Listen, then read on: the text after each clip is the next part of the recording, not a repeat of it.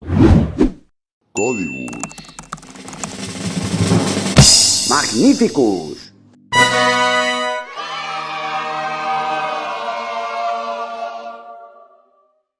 Es buenísima la entrada. Hola a todos, estamos en una nueva charla de Códigos. Iba a decir edición, pero aquí edición de nada. Ya sabéis, nos juntamos para charlar de software, para contar nuestras experiencias, que son muy diferentes, pero a la vez que se guían por los mismos caminos. Y bueno, si eres nuevo y acabas de llegar, te resumo rápidamente lo que hacemos. Luis y yo nos conocemos hace más de 20 años. Él me dio clase en la universidad cuando yo empecé a estudiar la carrera. Y claro, al principio pensaba que era muy buen profesor y al final me di cuenta de que era malo como todos. Así que, bueno, en fin, establecimos una buena amistad, empezamos a currar en unas cosas, en otras. Hemos hundido... Y te hiciste profesor, que yo pensaba que eras un buen profesor, pero mira, malo. Hay que explicártelo todo otra vez. Eso es. Hundimos 2 startups, hemos hecho 20 cosas. Pero bueno. Mira, ya hay gente por aquí saludando. Hola a todos los que nos estáis aguantando, porque esto más que escuchar es aguantar. Lo he dicho siempre, estas conversaciones las tengo con Luis muchas veces, paseando en el campus sur de la UPM por Vallecas, dando vueltas, tomando una cerveza en el bar, charlando con compañeros. Y pensamos un día, ¿y por qué no lo hacemos en directo? ¿Por qué no? A lo mejor hay gente que le apetece, o a lo mejor dentro de unos años vemos un vídeo en YouTube que sigue estando por ahí vivo, ¿no? Y nos echamos unas risas. Así que eso es lo que hacemos. Y también, momento publicitario, cuña publicitaria, damos cursos. En codigus.dev tenemos ahí unos cuantos cursos. Tenemos cursos fundamentalmente de dos tipos ahora mismo. Un curso más de los principios del desarrollo software, de los principios de diseño, software de calidad, clean code, arquitectura, patrones, etcétera, que le lleva sobre todo Luis, le dirige Luis, testing automático, etcétera. Y otro curso que está relacionado con DevOps, contenedores, Kubernetes, Cloud Computing, entrega continua, despliegue continuo, etcétera, etcétera, ¿no? Entonces, estos cursos empiezan, no tengo la fecha por aquí a mano, creo que por abril. Principios de abril, ¿no? Creo. Mediados, sí, de abril. Son un par de meses largos, o 3. Oye, Ale, ¿puedes poner la página web? No sé si se puede o... Sí, pero yo creo que... Bueno, déjalo. Si... Da igual, perdón. Por no entretenernos. Luego ya, si queréis, en la próxima sesión entramos un poquito más en detalle, como queda todavía, y está ahí disponible, podéis echar un ojo. Y nada, Luis, ¿de qué vamos a hablar hoy?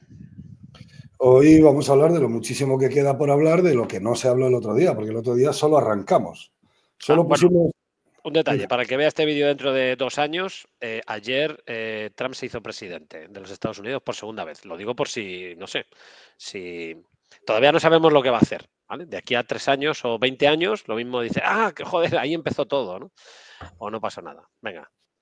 Pero Trump no tiene nada que ver con la nueva oleada de programación funcional, ¿no? No serás antisistema. No sé, está Elon Musk ahí, y Musk es dueño de Twitter, y Twitter llegó a Twitter y dijo, el 60% de la plantilla a la calle. Y le dijeron, ¿estás loco? Si el software se va a caer. Y no se ha caído. Entonces, bueno, también nos enseña cosas sobre hacer software. Pero a lo mejor a lo mejor confundes funcional con disfuncional y por eso se te viene la... Bueno, no sé, no sé. No es el momento. Centrémonos.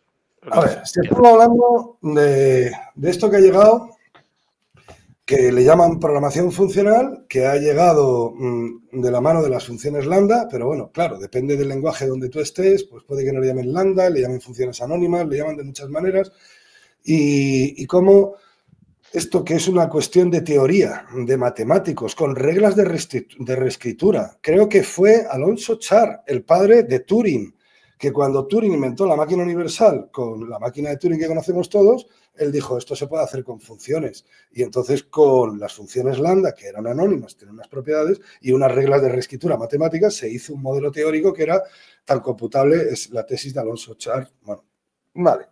Esas son unas reglas de reescritura muy duras. En honor a esa función que inventó ese señor, se está hablando de funciones lambda, porque él le llamó a las funciones lambda. Una cosa es la teoría matemática y otra cosa es lo que es el paradigma funcional distinto del paradigma imperativo. Y en otra dimensión estuvimos hablando de que una cosa es orientada a procesos y otra cosa es orientada a objetos. Y se pueden dar las 4 combinaciones. De eso estuvimos hablando. En particular, estuvimos hablando de que cuando tú mezclas el paradigma orientado a objetos, lo que estuvimos hablando realmente fue del paradigma orientado a objetos imperativo, cómo ha asumido una cosita que le llaman funciones lambda, que está asociado al mundo de la programación funcional, pero que no son más que objetos con una función, objeto-función, le llaman en algunos tutoriales, y es como un acojo patrón strategy para en miles de ocasiones que interese. Y no han traído más que una característica muy relevante de ese otro mundo de la programación funcional que se llamaría función de orden superior. Simplemente han traído el concepto de función de orden superior al paradigma imperativo, no han traído el paradigma funcional. Además, quiero seguir resumiendo que esto de las funciones de orden superior que han traído al mundo de los objetos, con los objetos función, que le llaman funciones lambda, con un objeto con una sola función, esto existía en la organización imperativa orientada a funciones, en C, existía desde los años 70 y eran punteros a función. Bueno, es que antes se hablaba de otra manera, en vez de funciones lambda, punteros a función. Y con punteros a función te hacías exactamente los mismos diseños, cumpliendo los mismos principios y con un poquito de tipo de abstracción de datos, era un poco lo mismo. Sea como fuere, pero también estuvimos hablando... acabo esto. Sea como fuere, la anécdota de que en ese paradigma se usan muchísimo las funciones de orden superior y te traigas a un modelo orientado a objetos con objetos función lambda o a un modelo orientado a procesos, nunca querrá decir que hayas salido del modelo imperativo. Sobre todo si el código que escribes está entre llave y se ejecuta secuencialmente. Entonces, no se está, por ahora... Lo que ocurre que acompañando a eso, también se ha creado una librería de programación, que es la librería de streams, junto con el tipo optional, junto con una serie de operadores que son típicos en la programación funcional, como map, flapmap, filter, etcétera, y que te permiten en partes muy pequeñas del código, esa parte del código, ese fragmento del código, te permiten programarlo de una manera más declarativa, que era un poco lo que estábamos hablando el otro día, y sustituyes los bucles for por un for each y sustituyes algún uso de variable local acumulativa por un operador de más alto nivel. Y eso, en ciertas ocasiones, mejora la legibilidad. Y eso es lo que se ha venido a llamar programación funcional en la programación orientada a objetos, pero lo podríamos llamar más programación orientada a funciones o programación declarativa, porque efectivamente le faltan cosas importantes de la programación funcional como la inmutabilidad, que es casi más importante que la propia función. Espera, porque dices que, a ver, has dicho declarativa, has dicho funcional y has dicho inmutabilidad. Vale. Declarativa. Sí, es cierto, el código que nos queda en el modelo imperativo orientado a objetos, cuando traemos las objetos función, las funciones lambda, sí que se parece un poco más a códigos puramente del paradigma funcional. Se parece. Pero tú sabes que esos códigos que se están escribiendo están antes y después de otras sentencias que secuencialmente se ejecutan en un paradigma imperativo. Tú lo sabes. Eso es, claro. ¿Estás de acuerdo? Entonces, sí, tiene un parecido estético a la programación declarativa. Segundo, has hablado de que eso ya es como orientado a funciones, funcional. No. Cuidado. Claro, disculpa. Es que... Déjame decir dos cosas. La primera, no es funcional porque dentro de las llaves que yo paso de la función lambda, yo podría escribir un for, que es lo más antifuncional que hay.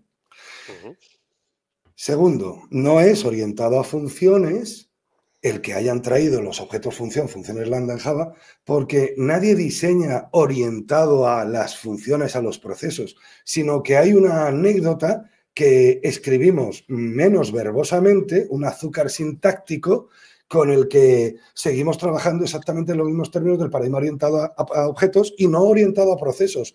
Nadie resuelve diseños con funciones lambda. Las funciones lambda alimentan ciertas sentencias que de otra manera me sería más verboso escribir, pero no hay una orientación a funciones. Hay una pincelada, una anécdota. En ciertas sentencias se escribe más compacto de esta manera. Claro. Pienso. Con la programación imperativa de Orientada a objetos streams y optional. que han traído objetos función diciendo que es función. Vale. Y tercero, inmutabilidad. Esa no, ahí no hay nada, inmutabilidad, claro. Bueno, sí. Sí, bueno, te sí. recomiendan que sean inmutables los objetos, porque si no se puede liar una de miedo, pero no te lo. No En hay el paradigma funcional es que no se concibe algo mutable. En el paradigma funcional es que no se concibe. En este paradigma, ciertos lenguajes, en ciertas ocasiones, sí te exigen que las variables del cierre léxico fueran inmutables. ¿Cierto? Sí, en JavaScript no, en Java sí. En Java sí y en... Vale, bien. JavaScript. Entonces, encima, como lo han implantado de una manera... Perdona, disculpa, ¿has dicho que sean inmutables? No. Efectivamente inmutables. No. Que sean finales. Que final no es lo mismo que inmutable. Un objeto final en Java quiere decir que tiene que seguir siendo el mismo objeto, no que ese objeto no pueda cambiar de estado. Que es bastante, o sea, no es sutil la diferencia, es importantísima la diferencia. No, claro, es que es un cachondeo. Es que es un cachondeo, es el reino del... Vale. Pero fíjate, cuidado, por ejemplo, lo que no quiere que ser también, final, que desde no sé qué versión... Sí, ya no hace falta poner la palabra, pero lo llaman efectivamente finales. Pero no es inmutable. Vale. Lo que sí que es inmutable son los records, que también lo hablamos el otro día. Los records de Java, al ser una cosa rarísima, porque efectivamente es un registro, quiero decir, la encapsulación es de aquella manera en los records, llegaron a ese compromiso. Por lo visto en C# también hay records y no son inmutables. Y el diseñador que lo incorporó en Java, que fue muy posterior, decía que no quería líos. Claro que no quería un registro con atributos mutables, porque decía que gran parte del problema, igual que en concurrencia, gran parte del problema viene de la mutabilidad de las cosas. Cuando las cosas son inmutables, todo es más sencillo.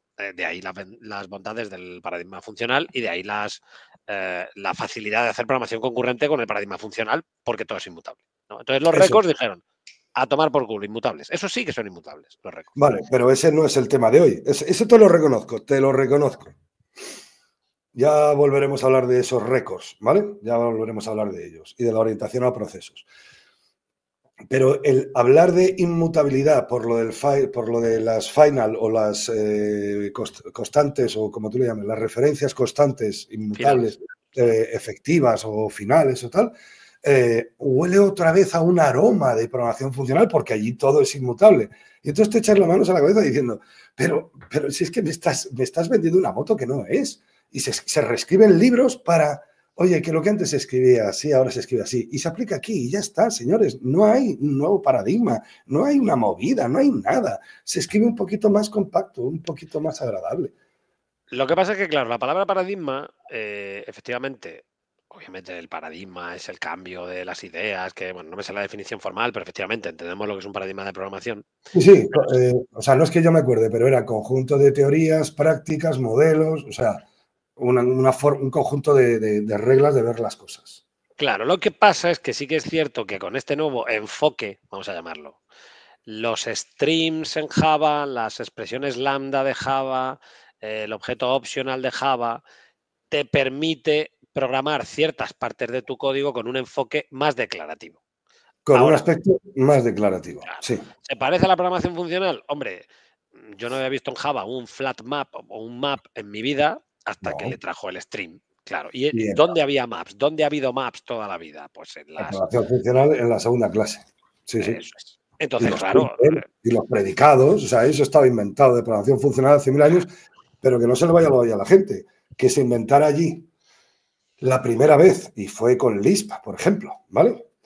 Que se inventara en ese paradigma funcional no quiere decir que porque tú uses eso, lo que os decía el otro día de las tortillas, porque tú viajes a Francia y vuelvas haciendo tortilla francesa, chaval, no eres francés, en todo caso serás un afrancesado, ¿vale? Pero tú sigues siendo el que eras, ¿vale?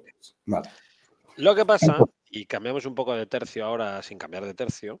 Pero quiero que hables de los strings y del optional, que ibas a hablar de ello y no te he dejado. No, es un poco lo que acabo de decir del map y del flat map. Quiero decir, existen operaciones, el map, por ejemplo, la palabra map de correspondencia, que bueno, que muchas veces lo asociamos con un false friend de estos de inglés, como mapa, ¿no?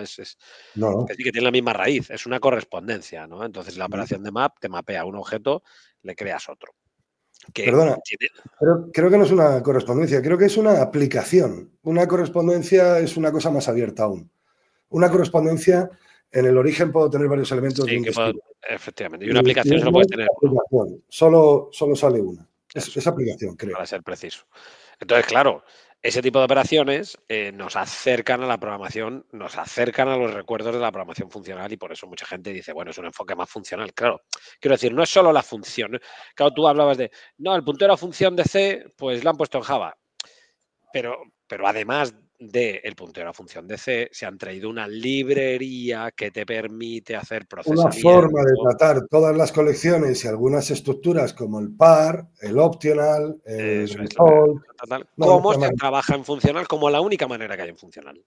Sí. Entonces, tú dices, si tú quieres traerte todo el conocimiento que tú tienes de hacer programación funcional, aquí lo puedes hacer porque te encuentras en un entorno similar. Pero claro, tú decías, lo que pasa es que eso tú tienes la libertad de ponerlo o no ponerlo, de poner antes sentencias imperativas y después, etcétera, ¿no? Y dentro de la función lambda, que vamos. Dentro también. ¿Qué es lo que ocurre? Hay otro modelo de programación que se acerca más a lo que entendemos por la programación funcional, que es la programación reactiva funcional. Espera, antes de hablar de eso, quiero un paréntesis. Venga.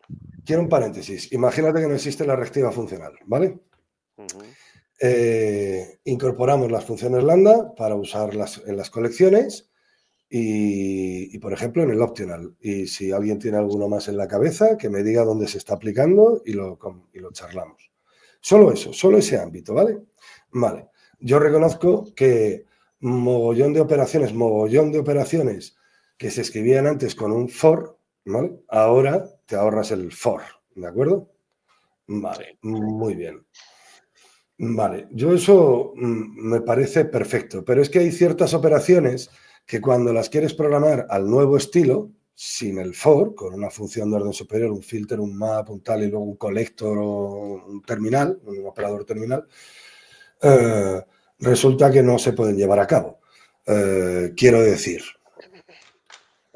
ponme un ejemplo, anda, Mica. Dame los mayores de la media. Los mayores de la media, o puedes calcular, quiero la suma de los pares y la suma de los dispares. ¿Sabes lo que te digo? Hay ciertas operaciones. No, los mayores de la media son dos, o sea, no lo puedes hacer con un pipeline funcional, porque tienes que calcular primero la media, que es una operación terminal, y luego con la media calcular los que son mayores que la media. Sí, pero esto en funcional, esto en el paradigma funcional, sí tiene cabida que tú declares antes un símbolo, porque ellos no hablan de variables, hablaban de símbolos. Un símbolo y dices, claro. Esto vale la media, y luego ese símbolo lo puedes incorporar en la siguiente sentencia. A ver, cuando digo no se puede hacer, digo que no se puede hacer con un único pipeline con la librería Stream. Claro, si tú tienes una variable final que previamente recoge el valor de la media y luego eso, claro, simulas la declaración de símbolos. Vale, pero también te puedes hacer una función que recoja la media y otra función que recoja tal, y claro, sí, a ver, te lo puedes hacer. A ver, todo lo que sea Turing completo te permite programar cualquier cosa, computable. Entonces, tú puedes programar inmutablemente con Java, claro, nadie te obliga a mutar nada, lo que pasa es que el lenguaje no te acompaña, no te ayuda. Entonces, si tú en un momento dado cambias una variable, pues la has liado. De hecho, hay librerías, por ejemplo, Scala, que es Scala es un lenguaje de programación que apuesta mucho más por la programación funcional híbrida con la orientación a objetos. Bueno, hay gente que considera que es demasiado poco funcional y está, creo recordar, Scala Z, que es una librería funcional completa. O sea que no se salta ninguno. Es decir. No, puede ser funcional orientado a objetos, no tengo el detalle, pero que es completamente inmutable. Vale. No tiene inmutabilidad. Vale, Si vale, tú le vale. pasas, o sea, las operaciones sobre una estructura de datos son siempre crear otra estructura de datos nueva con el nuevo elemento, sin el Sí, sí, elemento sí. o con la inserción, Sí, sí. modificación o guardado. Transparencia, referencial, todo inmutable, todo realmente escandalosamente inmutable y tal, tal, tal. Vale. ¿Tú crees que cuando incorporamos el optional y las funciones lambda de orden superior, objetos, función, llámase como quiera, ¿tú crees que se mejora el código de antes? O sea, ¿es mejor un optional que un if? Porque al final escribes el mismo if.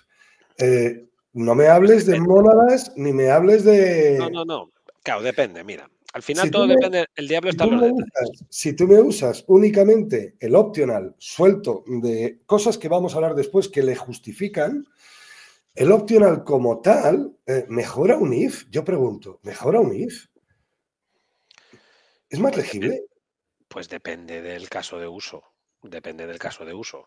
Yo, por ejemplo, que en la universidad damos clase de programación en Spring, ¿vale? Pues cuando haces una base de datos en Spring, antes, en el Spring Data, te devolvía el valor o te devolvía null. Y ahora te devuelve un optional, siempre. Y ¿Vale? entonces antes miraba si era null y ahora le preguntas al optional si es empty. Claro, is present, pero hay otras opciones. No, ya, lo que pasa, por Seguro que me ejemplo, has hecho bien trayendo eso de aquí, porque allí por yo... ejemplo, quiero decir, si tú devuelves el optional, o sea, aquí la cuestión, a ver, si tú tienes solo un optional, solo el optional posiblemente sea un poco más de lo mismo. Lo que ocurre es que el No, no, no, optional más de te lo mismo no, permite, lo enrevesa, lo enrevesa. bueno, preguntar por null o preguntar is present, bueno, Vale, bien. a ver, Yo entiendo... otra cosa es, sí que es cierto, que el problema que tiene Java es que todas las variables son nulables, ¿no? Que todas las variables se pueden convertir a null. Y otros lenguajes de programación como TypeScript, tú dices aquí va a haber un número, pero siempre va a haber un número o va a haber un número o null. Entonces, eso sí que te marca el camino. El problema de Java es que todo es nulable y muchas veces asumes que no lo va a ser. Entonces, como muchas veces asumes que no lo va a ser, no lo contemplas. Y como no lo contemplas, se producen bugs de null pointer exception en muchos sitios. ¿Vale? Entonces, optional, de alguna manera, pretende marcar a nivel de librería lo que no se ha marcado a nivel de lenguaje, porque indica aquí puede estar la cosa o no puede estar. Ya, Y eso sí te lo reconozco. En la legibilidad en la interfaz, el hecho de que te diga yo te devuelvo un cerdo o opcionalmente te devuelvo un cerdo, es que queda muy bien en la cabecera, queda muy bien en la cabecera eso es uno de los motivos. porque categoriza que Claro. hay dos... Vale, no Otro sigo. motivo. Tú le puedes invocar operaciones sobre el objeto optional que no tienen efecto si no hay nada dentro. Entonces eso también te reduce el if. ¿Vale? Espera un Bueno, segundo, voy a abrir al perro que me está arañando la puerta. Un segundo. vale. Pero claro, yo aprovecho que me quedo solo y digo, ¿invocar seguro? ¿O ha querido decir pasar como parámetro una función anónima que si no tuviera resultado entonces se llamaría o no llamaría? Pero bueno, eso Perdón, queda con nosotros. cosas de mascotas. Que has dicho que se puede invocar y yo te digo que más que invocar se puede pasar una operación, o sea, una función lambda, que se llamará o no se llamará dependiendo de si tiene o no tiene el valor opcional. Claro, tú puedes decir, mapéame lo que hay adentro en otra cosa, aplícame esta función a lo que hay dentro en otra cosa, obviamente te vuelva a Sí. devolver un optional. Entonces tú no tienes que preguntar if, porque es ya el propio optional el que lo hará si hay cosa, y si no hay cosa, en el optional que se devuelve seguirá siendo vacío. Entonces, en ese aspecto es legible, porque hay veces que a ti te da igual que esté o no esté el objeto, sino que tú lo que quieres es aplicar una cosa si está y si no está, pues que no se aplique. Entonces, queda un poco más claro.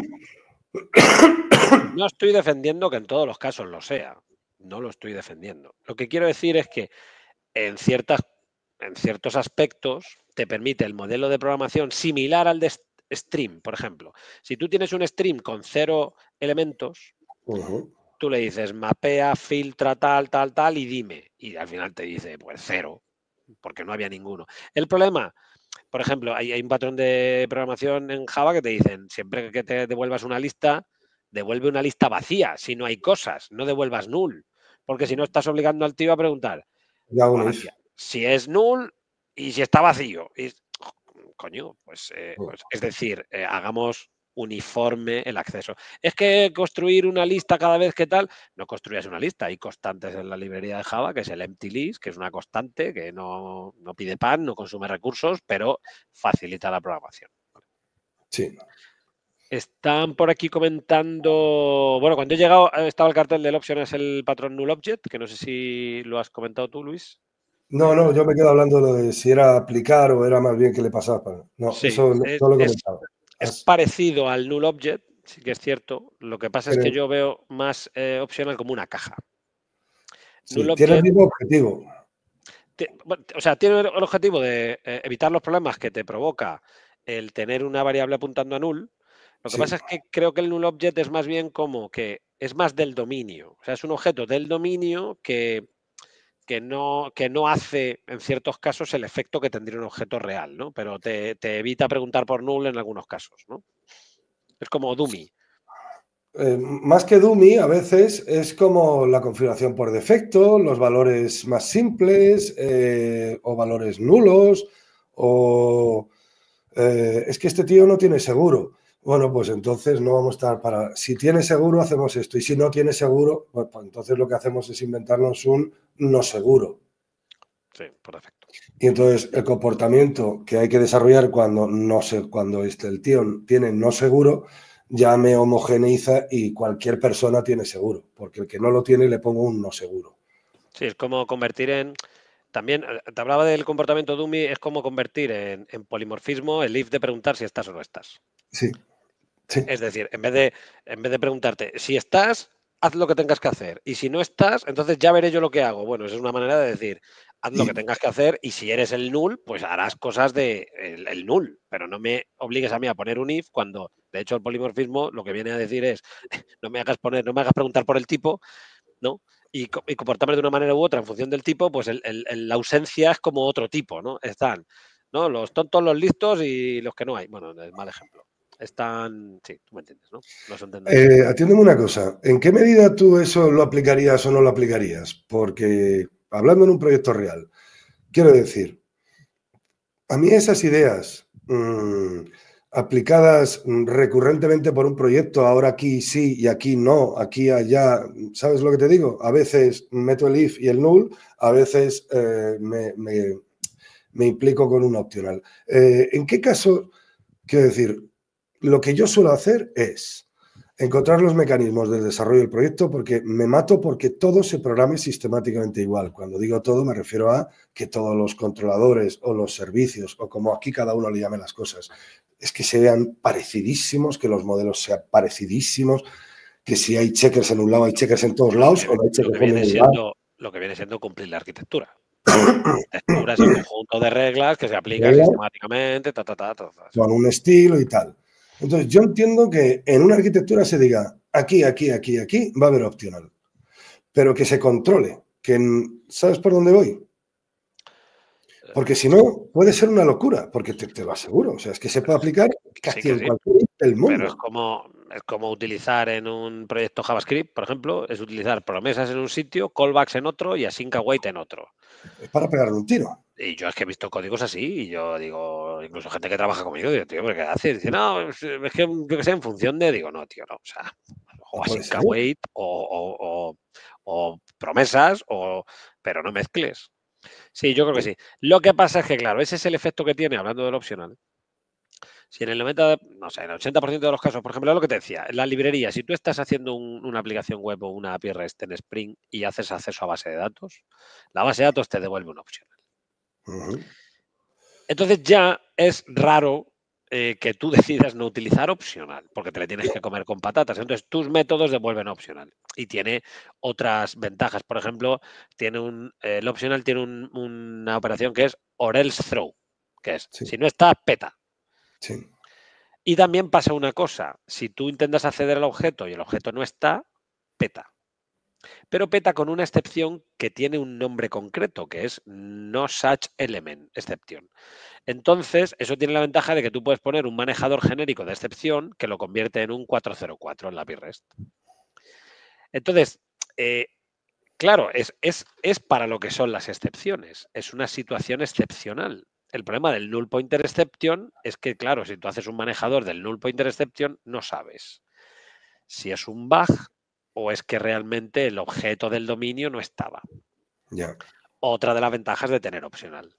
Que cuando alguien te marca que esta cosa puede no estar, si no está, te da una excepción reconocida que se puede tratar. El null pointer, claro, ese es el problema. Como tú no me has dicho si estás o no estás, pues tengo ese problema. ¿Por qué en Java no pusieron? Yo creo que en Java no pusieron la opcionalidad en el lenguaje porque ya Java fue suficientemente disruptivo para la época y yo creo que hubo líneas que no quisieron pasar. O sea, le cogieron a C++ y le empezaron a cortar ahí, a cortar. Esto fuera, como Milei en la pizarra. ¿eh? Sí. Esto, tomar por culo, esto, tomar ¿Por qué? Porque si no, es que hay un caso, Sí. siempre me acordaré de la herencia privada. No, hombre, es que a ver si alguien va a saber que yo heredo de este. A ver si me van a tratar polimórficamente como él y qué vergüenza. Hombre, tío, que sí, que habrá un caso de uso y tal. Entonces, ¿qué es lo que creo? Que en Java, claro, ya dijeron, ya alguien dijo, oye, ¿por qué no ponemos que los tipos puedan? Y dijeron, bueno, déjalo estar. Y por eso hay otros lenguajes ahora que sí lo tienen. De hecho, Vale. en TypeScript pasó una cosa, es una anécdota solo. Sí. TypeScript es un lenguaje muy diferente a muchos de los lenguajes que conocemos, porque las reglas del compilador son configurables, ¿vale? Y tiene, o sea, puede ser incompatible hacia atrás, ¿vale? A ver, eso no es que sea raro, también sucede, ¿no? Pero son configurables, quiero decir que tú las activas o las desactivas a placer en tu proyecto concreto, porque TypeScript es un lenguaje de programación que está diseñado para tipar proyectos que pueden ser existentes con 0 tipos. Entonces, tú puedes hacer un tipado gradual en tu proyecto. O sea, le desactivas prácticamente todas las restricciones y las vas aplicando poquito a poco. Y luego ya tienes un modo estricto, que si le pones modo estricto, eres lo más estricto que se pueda en cada versión. Lo cual está bastante chulo. Y esto lo hicieron, o sea, en TypeScript los tipos no se podía marcar la opcionalidad hasta una versión que dijeron, bueno, esto vamos a arreglarlo ya, ¿vale? Que ya está bien, ¿no? Y lo pusieron. Y es muy interesante. Vale. Y algún día tenemos que hablar de sistemas de tipos, yo creo, ¿no? Estaría chula, Sí, una está noción bonito. amplia. Vale, pues cuéntame esto de Redux, de los mono y de los flux y de concurrencia. Pero antes de hablar de la biblioteca en sí, date cuenta el salto que vas a meter. Hasta ahora la conversación era de programación, orientada a procesos, orientada a objetos, imperativa o funcional, ¿vale? Y nadie ha hablado de concurrencia. Pero tú ahora, en la conversación que quieres proponer de Redux, vas a meter un nuevo concepto, que es si el lenguaje está en un entorno secuencial o en un entorno concurrente. Porque nos vas a hablar de un contexto muy particular. Y cuando en un proyecto se mete la concurrencia, cuidadito. Entonces, nos vamos a un modelo concurrente. Esto para la gente es como si hubiera varios mains, varios hilos de ejecución, ¿vale? ¿Se puede decir así? No, pero sí es más fácil. Sí, es más, los conceptos abstractos son más generales, pero son más difíciles de entender. Los ejemplos son más fáciles de entender, ¿no? Y por eso ponemos ejemplos, siempre ejemplificamos algo, ¿no? Si tú tienes un servidor que atiende peticiones web, si tienes un único usuario, el usuario te hace una petición, la atiendes y acaba. Tienes otro usuario, la atiende la petición y se acaba. ¿Qué pasa si llegan 1000 usuarios a la misma vez? Pues puedes hacer dos cosas. Puedes ir atendiéndolos uno por uno o puedes decidir atenderlos a todos a la misma vez, repartiéndote el tiempo. ¿Por qué? Porque así de esa manera a todos les va un poco más lento, pero el último no se tiene que esperar 20 minutos a que hayas procesado todos. Eso es básicamente la programación concurrente. La capacidad de repartir el procesador entre varios solicitantes de trabajos, que en este caso en una petición web se entiende muy bien. Pero es que además llega un momento en que el hardware no es capaz de ir más rápido. Yo cuando empecé a programar creo que tenía un ordenador a 16 MHz, creo recordar. Yo, el mío eran 22 pedales. iba muy lento y la vida mía de informática de chaval era pues 32 megahercios, 100 megahercios, 200 megahercios, 500 megahercios, 1 gigahercio, 2 gigahercios, 3 gigahercios, 3 gigahercios, 3 gigahercios, 3 gigahercios. Ya a partir del 3 gigahercios ya, y de hecho han bajado un poquito. ¿Por qué? Porque se fríen los procesadores. O sea, la cantidad de calor que se genera directamente proporcional, por lo visto, a la frecuencia de reloj, a la velocidad a la que hacen cosas, y llega un momento y dices, mira, la física no aguanta. Y entonces dijeron, ¿y cómo aumentamos la potencia de cómputo de un ordenador? Coño, pues pon más. Pues pon más motores. Si no eres capaz de hacer que un motor vaya... Y eso plantea un reto, porque si tienes muchos motores, tienes que repartir las peticiones que te llegan entre los diferentes procesadores que tienes, los cores famosos, y también cada core le tienes que repartir entre las peticiones que tienes. Entonces, ¿qué es lo que ocurre? Resulta que nos ponemos a programar en programación concurrente y el sistema operativo te ofrece unas primitivas muy potentes que tú le dices al sistema operativo, mira, acaba de llegar este usuario y hay que hacer todo para este usuario, hay que hacer todas estas cosas para el usuario. Muy bien. Y mientras las está haciendo, le dice, oye, acaba de llegar otro usuario que quiere hacer estas cosas. Y el sistema operativo dice, bueno, no pasa nada. Pues le voy dando un cachito a cada uno. Venga, ahora Pepe, ahora Juan, ahora Pepe, ahora Juan, ahora María, ahora Pepe, ahora Juan. No pasa nada. El sistema operativo tiene capacidades para hacer eso, apoyado por el hardware, ¿vale? Son cosas de muy bajo nivel y apoyado por el hardware, porque, claro, el procesador está haciendo una cosa, sumando, y le dices, oye, deja lo que estés haciendo, que viene las cuentas de Juan. Dice, ¿cómo que deje lo que esté haciendo? Lo tendré que dejar en un sitio. Pues tiene unas memorias locales que lo dejan. Bueno, en fin. Conclusión, ningún problema. Las primitivas de programación concurrente están ofrecidas por el sistema operativo y no hay ningún problema. Bueno, he dicho no hay ningún problema, hay muchísimos problemas. Claro, es que te estoy esperando. Tú estás llevándonos a un contexto muy particular dentro de la programación concurrente, sí, con miles de procesos disjuntos. Pero es para explicarlo, Claro, no hay ningún problema, salvo que Pepe tenga que incrementar una variable que también esté incrementando Juan. Porque si los dos tienen que incrementar una variable, vamos a pensar un poco cómo se incrementa una variable. Una variable se lee, se le suma el valor y se escribe. Si Pepe y Juan llegan a la misma variable, imagínate que la variable es un contador de visitas, tampoco es nada del otro mundo, un contador de visitas, vale, llega Pepe, va a cargar la página, se va a la memoria, coge 3 visitas, muy bien, coge el 3, le suma un 4 y le va a guardar. Pero antes de que le dé tiempo a guardar el 4, resulta que llega Juan, porque se están entreverando las instrucciones, llega Juan, coge el 3, le suma un 4 y entonces, en realidad han sido 5 visitas, pero los dos se creen que la suya es la cuarta. Entonces, uno escribe el 4 y el otro escribe el 4 también. Tenemos una condición de carga del libro. Entonces, la programación concurrente tiene muchos problemas. Ese es uno de ellos, que si no protegemos adecuadamente la memoria compartida entre estos hilos de ejecución, pues podemos tener problemas. Pero vamos a asumir que no hubiera ningún problema de este tipo. Lenguajes como JavaScript. No, pero es que el problema no viene por ahí. Pero el problema viene por otro lado. Déjame meter un paréntesis. No. Han provocado, o sea, el mundo de la programación concurrente, por decirlo, tiene dos mundos. El que no tiene problema y el que sí tiene problema. El que sí tiene problema es porque compiten o se comunican. Y cuando los procesos compiten y se comunican, tienen variables compartidas u otros modelos, hay unos problemas de sincronización y la programación concurrente es realmente complejísima. Es como un nivel superior, ¿vale? Y ya el sistema en tiempo real es con tiempo absoluto, es otro escalón más. Entonces, lo que han hecho es esquivar esto como bestias, que es una maravilla lo que ha hecho la comunidad. Han esquivado todo este mundo de problemas en el que estuvimos metidos muchos años y han conseguido que las aplicaciones se puedan desarrollar en el lado de la concurrencia que no da problemas. ¿Cómo? Con procesos disjuntos. Porque una petición que ha hecho Pepe y una petición que ha hecho Rafael, entre ellas no comparten por lo que nos vas a hablar, es que está... No, pero no es por eso, ¿eh? No es por eso. Han evitado los problemas porque ese contador está en la base de datos. No, ahí voy. Eso no tiene nada que ver con la programación reactiva funcional que vamos a hablar. No, pero por ejemplo, estos tíos no pueden tener una sesión. Estos tíos no pueden tener, entiendo que no pueden ser una sesión compartida por todos los procesos. Claro, en la Redis, en la base de datos. Ah, vale, pero en la base de datos. Pero no una sesión en memoria. Bueno, es que el concepto de sesión es una cosa y la implementación de la sesión es otra.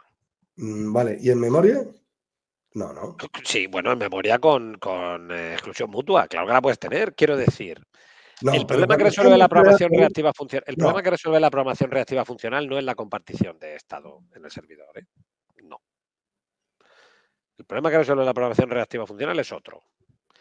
Este problema que estamos hablando, que me dices, si las dos van a por un contador y los dos leen el 4 y tal, eso lo sortean no compartiendo nada. Y si tienen que compartir algo, lo tiene la base de datos. Pero eso la base también de lo datos, puedes sí, las hacer. bases de datos resolvieron hace tiempo todos los problemas de eh, compartición. Vale. Eso lo puedes resolver con la programación, la manera de implementar de manera imperativa tradicional o con la programación reactiva funcional. O sea, el problema que resuelve la programación reactiva funcional, de la que vamos a hablar ahora, no es la compartición de datos. No. Es otro problema. ¿Por qué? Porque, bueno, últimamente cada vez que alguien desarrolla un sistema de estos que recibe peticiones del exterior y las atiende, normalmente el estado acaba fuera de la aplicación, acaba en una base de datos. ¿Por qué? Porque además ofrece escalabilidad, te permite tener varios servidores recibiendo peticiones. Cuando tú toda la información la guardas en memoria de un servidor, está muy bien, pero tienes un problema si no puedes atender en un único servidor a todos los clientes que tienes. Entonces, para solventar ese problema, siempre llevas el estado de la aplicación a otro sitio, que suele ser una base de datos que ya tendrá sus propios mecanismos de escalado y sus propias reglas, ¿vale? Y tu aplicación suele ser stateless, o la sueles hacer stateless, ¿vale? Vamos a suponer, por eso digo, vamos a suponer que... Yo pensé que el stateless era ley, era obligación. O sea, que no se podía concebir A ver, que Luis, varios servicios compartieran. No, no, pensé que no se podía, o ¿no? sea, que sí, a ver, tú lo puedes hacer. Y lo que pasa es que, claro, tiene sus ventajas, es todo lo de siempre. Si al final la madurez. Si tú desarrollas una aplicación, ¿cómo la desarrollas? Stateless, es que desarrollar una aplicación stateless es más caro. Entonces tú decides. Es como decir, no, yo quiero que mi aplicación se pueda desplegar en Amazon, en Azure y en Google Cloud. Vale, es más caro que si la despliegas solo en Amazon. Ya, pero es que me da mucha ventaja, porque si págalo tú, si a mí Sí, me da sí, sí. igual. No, es que yo quiero que esta aplicación sea escalable, a ver si va a ser escalable, microservicios, no sé qué y no sé cuál, y cuando la quieras terminar ya se te acaba el dinero y no tienes clientes. Sí, Pues vas esto. en Ferrari a comprar pan. Es como, ¿a dónde vas? Vale. Entonces, volviendo al tema. Sí. Em, El tenemos un problema, sistema. el Tenemos problema un que me... sistema operativo que tú le das lo que tiene que hacer para Pepe y lo que tiene que hacer para Juan, y el sistema operativo hace así y lo reparte y no pasa ni media. Lo, Siempre y cuando, lo claro, entrevera. La palabra bonita es que lo eh, entrevera, como el espera, jamón bueno. digo que el procesador hace que el procesador se reparta entre las Sí. operaciones que tiene que hacer para atender cada uno. Perfecto. Vamos a suponer que en nuestra aplicación no tenemos estado compartido, no tenemos memoria compartida, porque todo va a la base de datos y eso Todo tiene procesos distintos. tiene sus propias limitaciones porque, claro, cada vez que te vas a la base de datos tienes que ir a por ello, tienes que volver, eso tarda, ¿vale? Bien, ok. Empezamos a tener un pequeño problema con este modelo. Tú al sistema operativo le dices, mira, esto es lo que va a hacer Pepe. Y le dices, mira, esto es lo que va a hacer Juan. Pero resulta que Pepe y Juan acaban yéndose a la base de datos prácticamente en todas las peticiones, porque le dices, oye, enséñame los datos del usuario fulanito, a la Sí. base de datos y tal. Todo es un crut. Todo es un crut. Imagínate, no tengo, bueno, da igual. Claro, de estas 4 operaciones que se van a entreverar, resulta que esta es llamar a la base de datos de Pepe y esta es llamar a la base de datos de Juan. Entonces, puede ocurrir que nos encontremos con 500 usuarios que llegan a mi aplicación, que lo primero que hacen los 500 usuarios es ir a la base de datos a por datos. Entonces, puede ocurrir que yo esté atendiendo a 500 usuarios, pero en realidad los usuarios lo único que estén haciendo es esperar por los datos de la base de datos. Entonces, la cuestión es, ¿tu ordenador está ocupado o está libre? ¿Tu servidor está ocupado o está libre? Está que Si es, revienta del número de procesos, pero están los procesos todos agilipollados esperando por claro, datos todo el estás rato. atendiendo a 500 usuarios, pero los usuarios no están haciendo nada. Entonces, uno podría pensar, si los usuarios no están haciendo nada, entonces el servidor está mayormente ocioso. ¿no? Es decir, podría atender más. Pero claro, si tú por cada usuario reservas un montón de memoria y resulta que el sistema operativo por cada uno de estos procesos que atienda cada uno de estos usuarios tiene unas estructuras de datos ahí mega mágicas, mega seguras, que no hay interferencia, que tiene que ser justo además, porque hombre, no le vas a dar más cuota de procesador uno que otro, porque es esto. Esto es, bueno, iba a decir alguna tontería política. Entonces, nada de política. Entonces, la cuestión es, si el sistema operativo, las primitivas que me ofrece para repartir el procesador entre diferentes usuarios son muy caras, cuando estos usuarios lo único que están haciendo es esperar en la base de datos, estoy desperdiciando los recursos. Ya está, vale, perfecto. Vale. ¿Cómo lo solucionamos? Sí. Nos hemos ido de la conversación inicial, que era el mundo de la programación. Nos hemos ido a un contexto en el que, en un mundo de backends, teniendo que dar muchísimas respuestas, problemas que nos hemos saltado el camino de los servidores de aplicaciones, los stateless, ¿cómo eran los otros? Los stateful. O sea, nos hemos saltado un montón de camino y nos hemos ido a un contexto muy particular en el que tenemos que atender miles de peticiones y sabemos que la base de datos nos va a resolver la atomicidad, la concurrencia y muchos procesos disjuntos, stateless, tienen que constantemente trabajar sobre la base de datos. Tú fíjate la de condiciones que hemos puesto. Quiero decir, esto no es aplicable en todos lados. Claro, esto es aplicable en todos los backends. Al 95% de las aplicaciones web. Que sí, son muchísimas. Muchísimas, claro. Pequeñas. Claro, es que esto es como cuando yo en la carrera plan de estudios, digo, no hay ninguna asignatura de web. Hombre, la asignatura de web, o sea, las aplicaciones web son como las demás. No. Digo, lo primero, no son como las demás, eso para empezar, tienen sus características. Y lo segundo es que hay una alta probabilidad que tú, teniendo una titulación de graduado en informática, acabes programando web. Sí, sí, pero es que además no son unas tecnologías, son unos estándares. Pues claro, Nadie duda de estudiar a TCP/IP, nadie lo duda.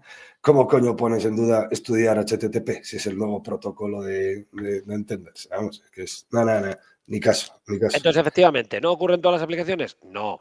El interfaz de usuario de un browser trabaja con la concurrencia de otra manera radicalmente diferente. O sea, el modelo de concurrencia de JavaScript es radicalmente diferente y otro día, si queréis, hablamos de él. Pero en el 90% de las aplicaciones de red, ¿vale? En el 90% de las aplicaciones de red acaba pasando esto, que esas aplicaciones acaban estando mucho tiempo esperando, ¿vale? En todas, no. O sea, en todas es necesario aplicar esta mejora. En todas las aplicaciones acabamos teniendo un sistema con 0 de CPU prácticamente y con la petada. No. Porque es un caso muy particular. Un caso muy concreto de esto, por ejemplo, un proxy. Un inverso. Un Nginx, recibe una petición y lo único que hace con la petición es enviársela a otro. Hay veces que la reescribe un poco, pero se la reenvía a otro y cuando llega el otro, pues lo reenvía. Entonces, eso es perfecto.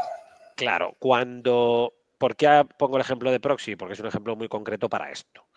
Uno de los proxies que más utilizaba antes era Apache, y Apache tenía un modelo orientado a procesos. Cada petición que llegaba la atendía un proceso del sistema operativo. Cuando se popularizó en Nginx, que es otro proxy inverso, otro servidor web bastante utilizado, Nginx se caracteriza porque tenía un modelo asíncrono.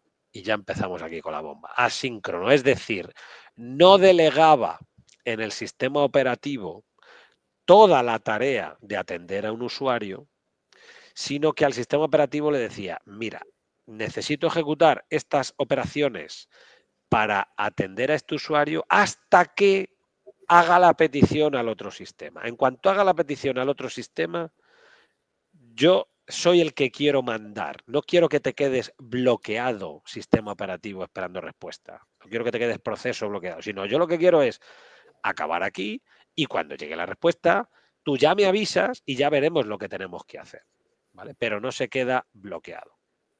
Esto se pudo hacer porque empezaron a aparecer librerías no bloqueantes de acceso a red. Es decir, librerías que no dejaban inutilizado el proceso a la espera. Y te puede parecer, ¿me estás hablando de hace 200 años? No, porque hasta hace prácticamente un año o dos no hay librerías en Linux que permitan hacer eso cuando accedes al sistema de ficheros. O sea, para red hace mucho tiempo que lo hay. Te estoy hablando de bajo nivel de C. Sí.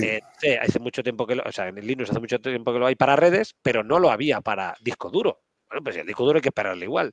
Ya, hombre, pero efectivamente tienen toda la razón. No hay que esperar tantísimo, ya, pero llega un momento que pasa eso, ¿no? Entonces, primero lo ha tenido que soportar el kernel. Luego lo han tenido que soportar los sistemas de programación. Java no ha ofrecido a los programas implementados sobre la plataforma Java la capacidad de hacer esto hasta mucho tiempo. Es decir, la capacidad de ejecutar un código, ese código decir yo quiero hacer una petición a un servidor y en vez de quedarme ahí con el proceso bloqueado esperando respuesta, decir, bueno, vale, cuando llegue la respuesta me avisas que seguimos haciendo cosas, ¿vale? Entonces, la programación asíncrona, o bueno, es que tiene muchos nombres también, porque esto es un poco de caos, pero al final la capacidad de no dejar bloqueado un proceso del sistema operativo cuando haces una petición de red, ¿vale?, nos permite ser eficientes. Pero ahora entra en juego lo siguiente. ¿Cuál es la mejor manera de programar esa asincronía? O sea, una vez que el sistema operativo, o sea, una vez que ya hemos visto que tenemos un problema de bloqueo de hilos del sistema operativo, una vez que ya tengo la herramienta de programación necesaria para decirle al sistema operativo, cuando hagas esta petición de red, déjame continuar, no me bloquees el hilo y cuando llegue la respuesta me avisas y ya veremos lo que hay. Una vez que ya tenemos eso, ahora tenemos que decidir cómo programamos. Y entonces aquí aparecieron los famosos callbacks, que son muy comunes y muy conocidos de la gente de JavaScript, que básicamente yo hago una petición y le paso la función. Y la gente de C, o sea, desde los años 70.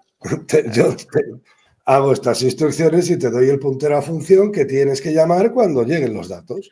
Y eran eso es. O funciones de orden superior. Los callbacks eran funciones de orden superior.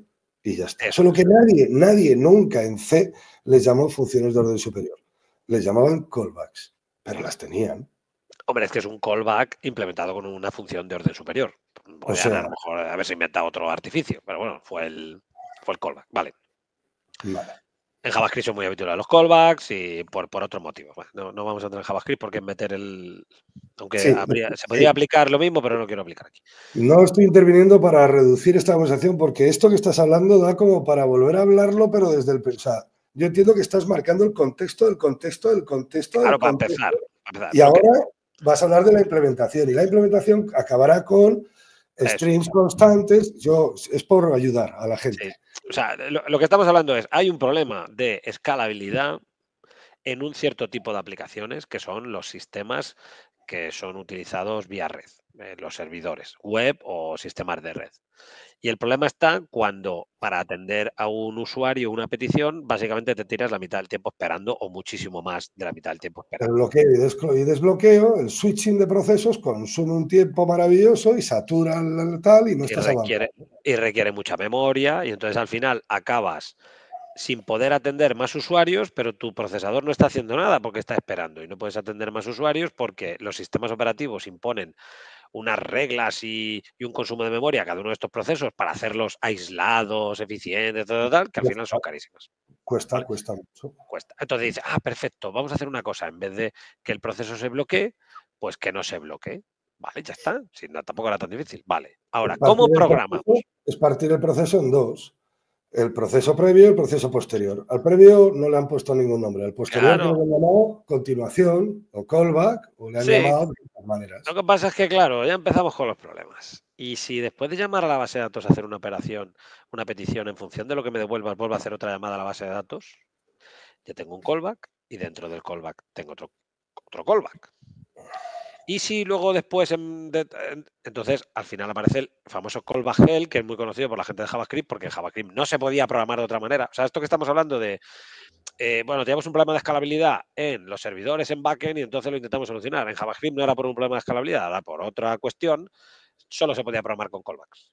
Entonces, un ejemplo de eso, para que lo vea la gente, un ejemplo de eso sería aquello que hicimos que tú me ayudaste. quiero el conjunto de todos los países vecinos de este grupo de países. Entonces había que pedir los vecinos de cada país. No, Sí. ¿cómo era? Sí, Sí, algo me suena de eso, sí. Era un ejercicio que tenías. O sea, aquí la era, cuestión es, si tú tienes que hacer 2 o 3 peticiones a un sistema bloqueante, como en JavaScript, no te puedes bloquear, no te podías bloquear, porque ahora con Async Await ya la cosa cambia. Como no te podías bloquear, era todo un callback, recibo valor, otro callback, recibo valor, otro callback, recibo valor. Y y al se final activaba la pirámide. tienes el El callback hell, efectivamente. Y dice, no, lo separas en funciones disjuntas. Pero es que si lo separas en funciones disjuntas ya pierdes el contexto de todo. Ya eso es infumable también. O sea, eso es que a cada paso que das te vas a otra función. No, no puedes, no puedes. Entonces, ante el problema del callback hell, o sea, fijaos, hemos empezado con un problema que era un problema de bloqueo. Dice el sistema operativo, de eficiencia. Bueno, no pasa nada, pues si no te quieres bloquear, te permito que no te bloques. Ahora hemos entrado en un problema de programación, el de callback hell, legibilidad. de legibilidad, claro, o sea, es un problema de manejar esto. Y además hay otra cuestión. De legibilidad y, perdona, y de acoplamiento, diría yo. Es que ese infierno era un infierno, ¿eh? Bueno, no, tampoco es tan, o sea, no es un problema de acoplamiento porque tú la operación la puedes acotar en el cuerpo de un método. Lo que pasa es que eso es muy difícilmente legible. Quedaba un Y bloque de código. Y el problema es que es difícilmente composable, componible, ¿no? El problema de la sincronía también es que no se puede encapsular. Si tú haces una llamada a una función y esa función por dentro necesita hacer un callback, a ti te devuelve control cuando ha hecho la petición, pero tú quieres la respuesta, pero no puedes. O sea, tú le tienes que pasar otro callback. O sea, el problema de la sincronía es que contamina, también lo decían, ¿no? Que al final tú tendrías que pasar otro callback y entonces dentro del último callback llamar a tu callback, entonces al final contamina todo, no se pueden, no es decir, mira, esto es una mierda, pero está aquí chiquitito. No, no, es que está por todos Y lados. lo peor, que ya en cualquier punto del proyecto donde no viene a cuento, toma otro callback, porque como lo estoy viendo por todos lados, pues lo meto ya. Y entonces es el desmadre. Sí. Claro. Entonces, tenemos otro problema además. Y el otro problema es que, claro, yo hago una petición y entonces yo te paso un callback. Vale. Y si resulta que ha llegado el momento, ya quiero cancelar esa petición porque, yo qué sé, porque me he ido a otro sitio, yo ya he cancelado. Hostia, pues no tenemos ninguna cosa que represente la petición en curso a la que yo pueda decir,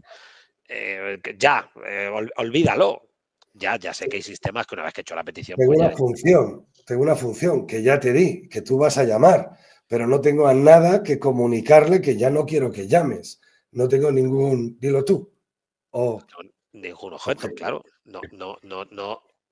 Hay un concepto ahí, hay un valor que va a venir en el futuro, hay una operación que se está realizando, pero que yo no la toco de ninguna manera, ¿no? No está, está como implícita.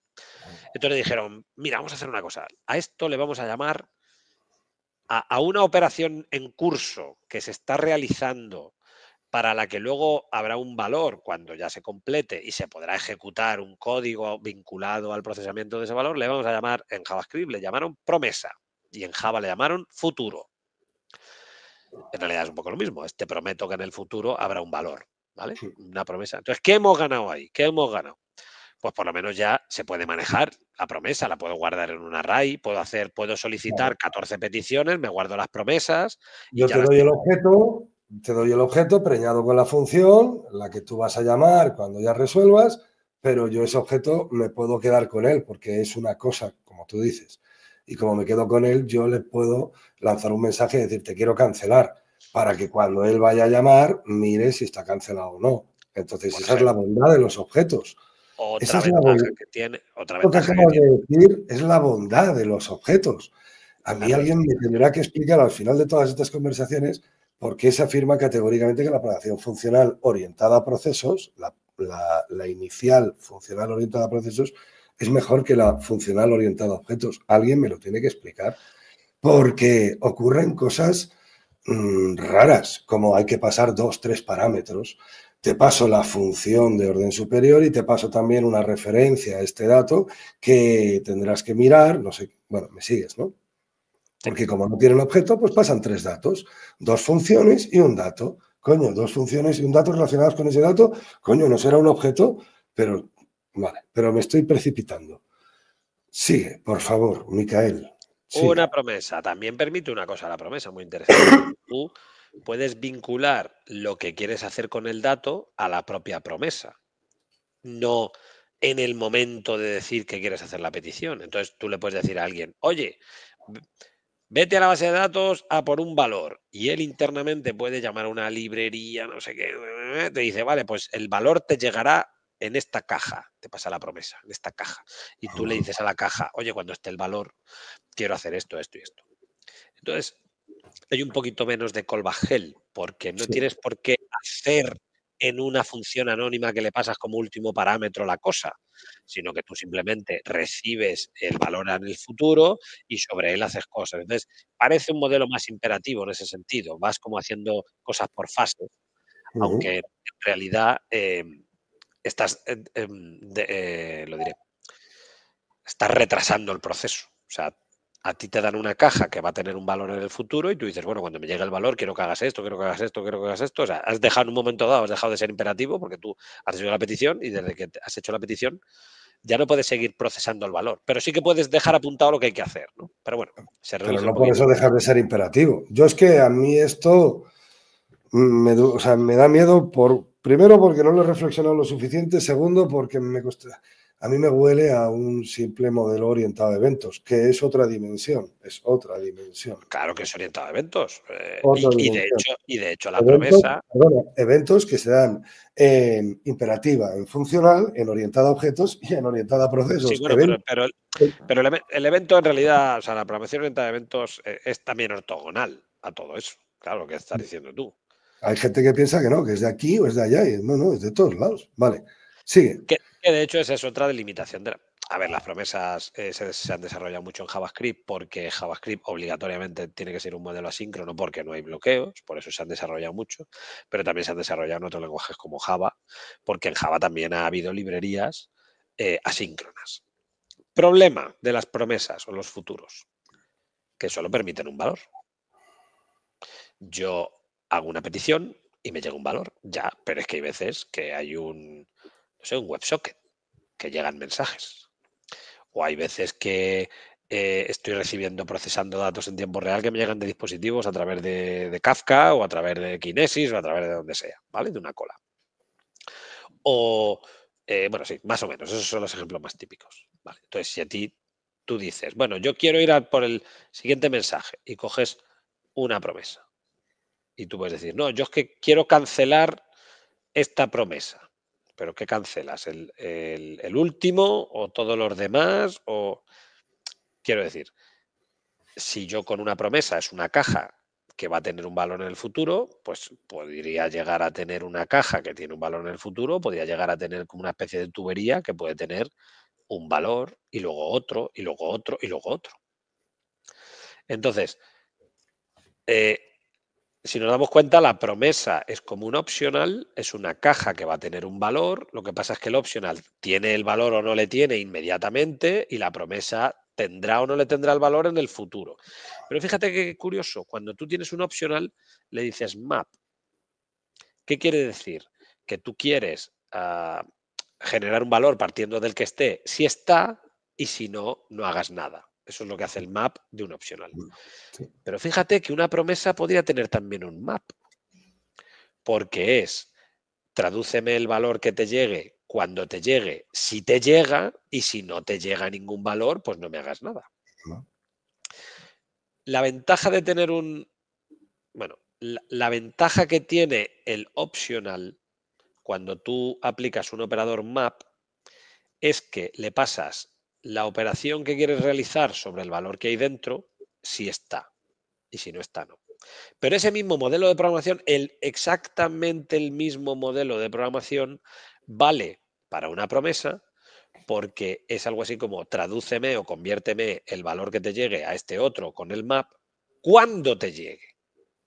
Porque como al utilizar el optional ya hemos desacoplado en lo que tengo que hacer, de cuándo lo tengo que hacer, porque se lo paso en una función, en una expresión lambda, pues en la promesa también. Entonces, con todas estas ideas, con todo este batiburrillo, es decir, con la dificultad de gestionar la programación asíncrona con base a callbacks, con las limitaciones que tienen las promesas de que solo permiten manejar un elemento y no varios, y con las decisiones de diseño con las que hicieron los streams y el optional en Java, que están muy acoplados a que el valor está, ¿vale? Pues hubo gente que ha decidido hacer librerías de lo que se llama programación reactiva funcional.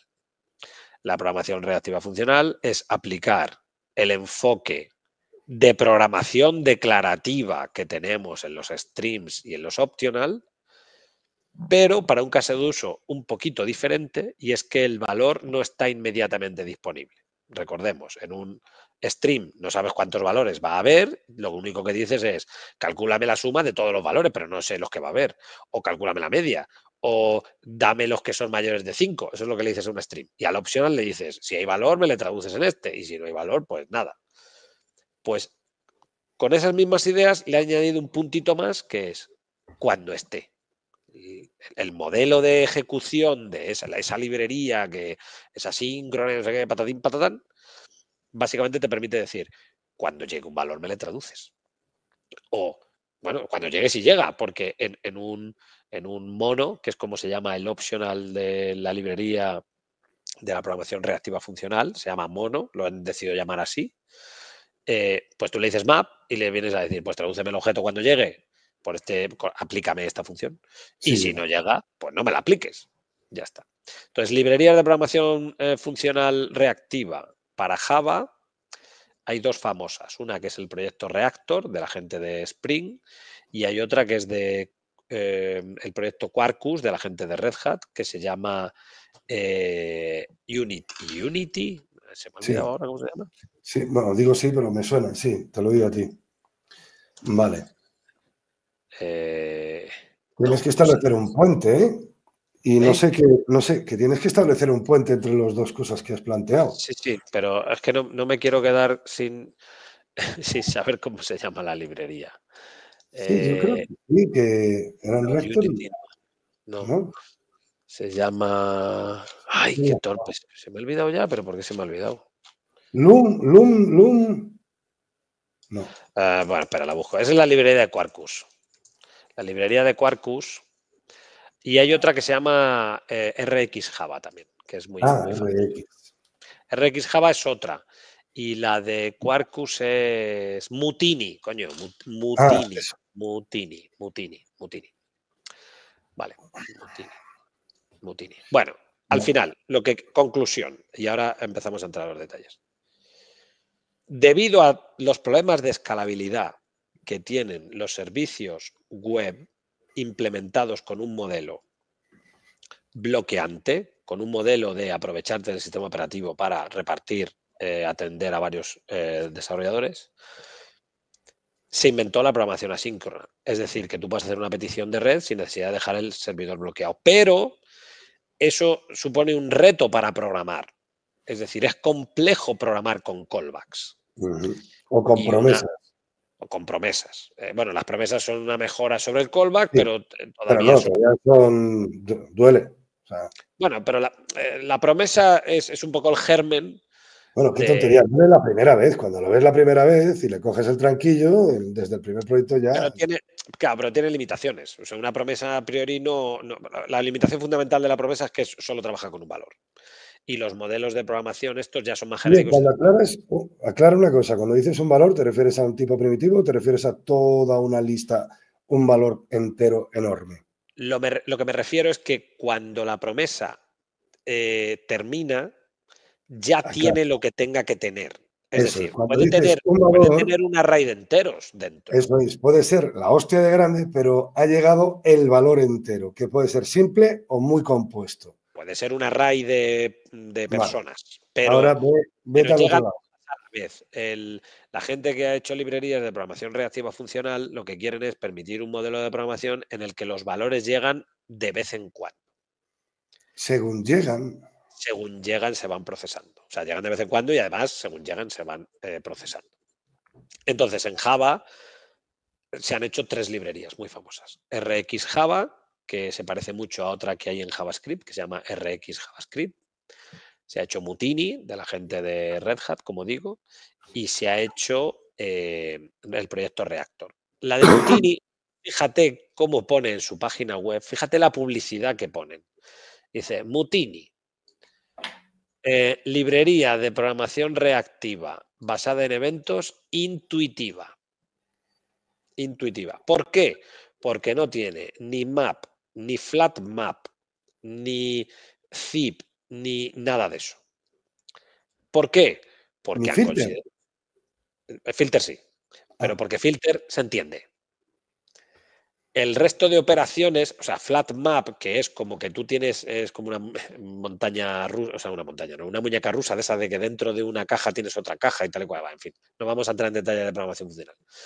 Han considerado que los principios, el nombre de las operaciones y los tipos, sobre todo, y la manera en la que, claro, porque en una librería de programación reactiva funcional, lo que es la lista, la fuente de eventos, tiene todas las operaciones. Entonces considera que enfrentarte a 400 primitivas no es la mejor manera. Entonces lo han como separado, ¿no? Entonces, por ejemplo, tiene el if no item, por ejemplo, subscribe. Tiene subscribe en vez de map. Porque es como tú, como que gestionas un evento, ¿no? Es como más intuitiva, más parecida a orientado a eventos, ya. Pero bueno, no quiero entrar en los detalles de las diferencias. Lo que quiero decir, volviendo un poco a lo que estamos, o sea, sigue siendo una biblioteca reactiva, ya no lo han llamado asíncrono y ahora lo empiezan a llamar reactivo. ¿Y por qué lo llaman reactivo? Pues porque, claro, el modelo es como orientado a eventos, como que reaccionas a las cosas que te van pasando. El modelo asíncrono es como, bueno, cuando llega el valor haces esto, pero aquí cambia un poco, le da la vuelta a la aplicación. Haces, bueno, pues según vayan llegando los valores, vamos haciendo esto. Efectivamente es un modelo orientado a eventos. Entonces, volviendo un poco a la comparación entre stream y opcional, porque creo que tiene sentido. Vamos a centrarnos en comparar 2 librerías, el proyecto Reactor de Spring y los streams y los optional de Java, ¿vale? La interoperabilidad entre stream y optional, o sea, optional iba por un sitio en Java, de hecho antes había optional antes de los streams y luego metieron los streams y luego al final han ido como fusionando las librerías, ¿vale? De un optional puedes crear un stream con un único elemento si está y si no, no. Y en las collections había funciones de orden superior hace tiempo. Sí, para ordenar y cosas así. Bueno, entonces, pero al final, ¿tú qué es lo que tienes? Pues tienes una estructura de datos que puede tener un elemento o no, que es el optional, y tienes una estructura de datos que puede tener varios elementos o no, que es el stream, ¿vale? Y tú puedes aplicar operaciones sobre los elementos que están dentro de esas estructuras de datos, si están. Y si no están, hay valores por defecto de las operaciones, que es lo que estábamos hablando. La media de la media de los valores de un stream vacío, que no tiene elementos, pues es, creo que es 0 o es un opcional indefinido, no sé qué valor será. Pero bueno, alguna cosa será, seguramente, ¿vale? Vale, ok. ¿Qué han hecho con la programación? Bueno, a ver, con stream y con opcional, efectivamente, tú puedes en un cuerpo de un método mezclar sentencias imperativas, modificación, mutado de variables, llamadas a métodos y tal. Luego tienes 2 o 3 sentencias, bueno, que no son 2 o 3, en realidad es una que tiene pasados como parámetros varias operaciones como funciones de orden superior y cuando acaba eso tú sigues con tu modelo imperativo y aquí nada declarativo. Bien. Con la programación reactiva funcional no puedes hacer eso.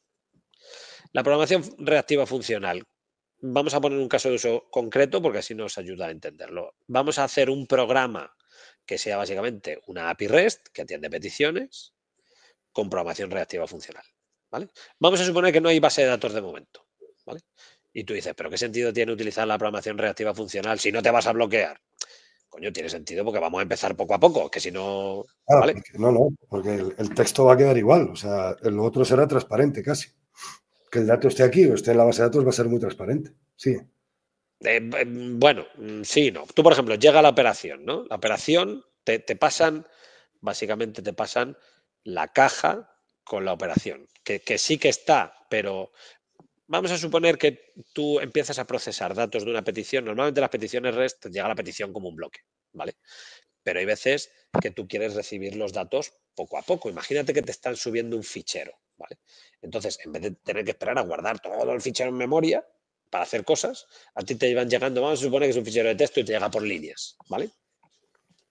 Pues en la implementación del método, tú tienes un stream reactivo, lo que pasa es que se le llama flux. La gente lo llama, en el proyecto Reactor lo llama flux en vez de un stream reactivo. Vale, pues tienes un flux que es una caja, una tubería en la que van a empezar a llegar líneas. Ahora te llega una línea, pap, y ahora te llega una línea, pap, y ahora te llega una línea, pap, pero a ti te pasan la caja. Entonces te dicen, ¿qué quieres hacer con las líneas? Y tú tienes que decidir lo que hacer, ¿vale? Pero la cuestión es, además de lo que quieras hacer, tienes que saber qué le quieres devolver al usuario. Porque tú haces una petición, al usuario le podemos devolver OK, ¿vale? Pero vamos a hacer una cosa más chula. En vez de devolverle OK, le vamos a pasar a mayúsculas las líneas que nos mande, ¿vale? Entonces, ¿tú qué haces con las líneas? O sea, ¿tú qué haces con la tubería? Tú tienes una tubería, ¿vale? Como en el método tienes una tubería, como si fuera un list o un stream, pero es de un tipo Una especial. colección o un stream, sí, sí, sí. Cosa que se llama flux. Tú coges el flux y ¿qué le dices? Le dices, por cada línea que me llegue, cuando me llegue, yo la quiero transformar a mayúscula. Es decir, haces un map. Sí. ¿Vale? Haces un map, le pasas como función de orden superior el convertidor a mayúsculas del elemento. Y devuelves Y, eso. claro, ¿y qué devuelves? O sea, ¿qué devuelves al que ha hecho la petición? Le devuelves el flux De salida. resultante de aplicar la operación map. Sí, Y eso se lo enganchas. Entonces, sí. fijaos lo que ocurre. Pasa una cosa, con la programación reactiva funcional, la ejecución del método es, por así decirlo, está como en dos fases, que en realidad eso pasaba con la asíncrona, ¿no? Una fase que es yo decido lo que hay que hacer y otra fase lo que hay que hacer cuando llegue el resultado, ¿vale? Pero es que aquí yo lo que hago es enganchar la tubería de entrada con la tubería de salida poniéndole un transformador por medio. Eso es lo que hago cuando ejecuto, por así decirlo, la primera vez el método, pero luego es que ese método se va como reejecutando por cada valor. Cada vez que me llega un valor, hace chup, pasa por el transformador y se va. Hace chup y se va, chup y se va. Entonces yo tengo como dos aspectos de programación. Uno, que se ejecuta una única vez, que es la configuración de los cables. Me gusta verlo a mí así. Y otro que es por cada valor se ejecuta el pipeline. Entonces, ahí no te puedes escapar. No puedes tener una variable mutable que cuente el número de... O sea, no. Si tú quieres contar el número de líneas... Es que no te queda más huevos que volver a hacer un flux de entrada y aplicarle un Lo tienes que hacer funcional. Tienes que terminador que alimente la respuesta de la salida de la función y no tienes más hueco para hacer nada más. Quiero decir, han hecho un framework, han hecho un estilo arquitectónico que sí realmente te conduce y te obliga a un desarrollo funcional, pero es funcional. Es bastante funcional. Aún así, entre llave y llave, meto un for y hago lo que me da la gana. Y la gente ya sabes cómo es. Sí, pero pasa una cosa. A ver, claro, tú puedes meter un for si quieres, por ejemplo, contar los caracteres que te llegan en cada línea con un for. Ese es el problema. Eso es también parte del problema que no quiero que quede en el olvido. Y es, coño, ahora estaba yo en un modelo funcional porque hay que concentrarse para pasar al paradigma funcional, para cambiar de Claro, cada pero eso, paradigma. la manera ideal de hacer eso es coger los caracteres y convertirlos en un flux. Por eso lo del flat map y el map y el no Bien, sé qué. y te encuentras con que uno no lo ha, o sea, uno, si está el paradigma funcional, coño, convierte los caracteres, o sea, el string a un flujo y hazlo con funcional porque estoy en el paradigma funcional. No se piensa igual, no se mira igual. Y yo lo que veo es que la gente hace lo que le da la gana. Y Claro. entonces es un pequeño caos. Y ahora y cuento bueno, el ejemplo de base de datos, que me lo he saltado, pero que es donde realmente... Bueno, aquí ya se ve un poco el tema imperativo, o sea, el tema síncrono, porque los valores van llegando poco a poco. Si yo este ejemplo te le digo, llega una petición entera, en bloque, yo tengo que convertirla a mayúsculas y te la devuelvo, y tú me dices, ¿para qué utilizas programación reactiva funcional ahí? Si lo que tienes que hacer es coger un string, pasar a mayúsculas y devolverle. No se ve la idea, ¿no? Si yo cojo esas líneas y las tengo que llevar a la base de datos, pues hay una operación que es una llamada a la base de datos que te devuelve la tubería con el valor que tendrá lo que te diga la base de datos. Entonces tú vuelves a aplicar otro map, otro filter, otro lo que sea. ¿Vale? O sea, al final, por resumir un poco todo esto, la programación reactiva funcional es una librería que permite programar de manera asíncrona con un modelo de programación de alto nivel, que se puede componer, que es cancelable. Asíncrona, muy transparente. Muy transparente. Muy legible cuando haces el clic a lo que es el desarrollo de aspecto declarativo, cuando consigues que eso te parezca normal, que es un coste, o sea, son unas horas y de repente ya lo pillas. De repente ya incluso te cuesta volver al pasado. No. Hablaremos en otro capítulo, hablaremos de mi experiencia personal con la programación reactiva funcional. Pero, o sea, lo vamos a ir dejando ya, que nos quedan 10 minutos. Sí, de hecho el próximo día esto lo vas a repasar más compacto. Sí, lo voy a repasar más compacto. Quiero establecer unas mínimas pautas bueno, y el problema de que se quedaban bloqueados y esto era muy ineficiente, ahora, ¿por qué de repente se ha resuelto? Simplemente dar unas pinceladas de por qué eso ha ocurrido. Bueno, se ha resuelto, eso sí que lo digo ya, se ha resuelto porque como tú el procesamiento de los datos cuando estén lo pasas con una función de orden superior, con un puntero a función, entonces el sistema es capaz de decir, vale, pues cuando llegue el dato ejecutaré esa función. Y puedo tener procesos trabajando y trabajando y trabajando sobre los datos que han llegado. Nunca bloqueados. Hay un repartidor que dice, a ver, ¿este dato de quién es? Mío, tú ejecuta. Vale, ya ha terminado. Venga, siguiente, ¿este dato de quién es? Mío, tú ejecuta. ¿Y por qué no se bloquean? Porque es el cachito de código que íbamos a hacer cuando llegara el dato. Entonces, claro, él lo tiene en una unidad aparte que se le ha pasado como función de orden superior, puntero función, puntero objeto con una función. Es que la programación declarativa esta, que no me atrevo a llamarla funcional, pero a la que llamaríamos funcional, ¿no? Este enfoque que tiene un olor a funcional, ha hecho una cosa, que ha separado el bloque principal de código del minicódigo que procesa los elementos de las estructuras de datos. Entonces, bueno, eso ha permitido que ese que tiene que ejecutar esos minicódigos que procesan los elementos de la estructura de datos, lo pueda ejecutar cuando quiera. Y esa ha sido un poco la salida que han tenido los que han implementado las librerías de programación reactiva funcional en un lenguaje como Java para gestionar la complejidad de los callbacks. Y ha quedado bastante bien, aunque tú tienes tus cosas que comentar, ha quedado a priori bastante bien, o escenarios sencillos, no casos de uso, escenarios sencillos, coño, que me parece mentira, Mica, y a priori ha parecido que ha quedado bien, se ha quedado muy transparente, ahí algo iba a decir. Bueno, acaba, ¿qué tú querías? No, yo lo que quiero decir son dos cosas, simplemente. Repasamos y hablamos de exactamente cómo se usa, porque aquí veo comentarios. De nuevo, os pedimos perdón porque estáis hablando y ya nos enzarzamos nosotros a hablar y no os hacemos casito. Y ahora repasamos rápidamente las preguntas, ¿vale? Esto está muy bien, pero resulta que hay otro nuevo mecanismo que te permite escalabilidad sin dejar bloqueados los hilos. No, pero hoy no. Los green. No, hoy no. Los green threads. Hablaremos de ellos. Que a mí cuando me los contaste me recordaron las regiones. ¿Cómo se llaman? No, si es un tema de implementación, son los virtual threads. Hablaremos de los virtual threads. Sí, de eso ya hablaremos. Pero eso ya hablaremos. Hablaremos de async await, que también hay gente aquí que pregunta si vamos a tener en Java async await. No vamos a tener en Java async await porque no hace falta en Java. Y diremos por qué, ¿no? Entonces hablaremos del qué es async await, por qué en Java no hay async await, por qué no se sabe el futuro de la programación reactiva funcional, por qué los creadores de la programación reactiva funcional dicen que aunque ya no tengamos problemas de escalabilidad, sigue siendo necesaria.